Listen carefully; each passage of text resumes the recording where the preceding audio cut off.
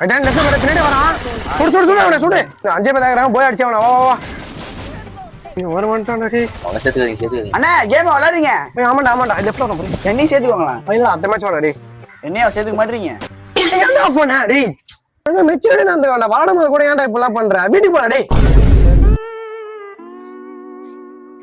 Video பாரு சம ஃபண்டா டேய் இது. அண்ணா சார்ண்ணே மனுஷண்ணே இது மாதிரி அப்படி நடந்துக்க மாட்டேண்ணே. நேற்று கூகுள்லாம் போய் மெச்சூரிட்டி எப்படி கற்றுக்கினேன். இவன் மாற மாட்டான். வரைக்கும் ஃபோனை வாங்கி பாருங்களேன். ஃபோன் தான் வருஷம்.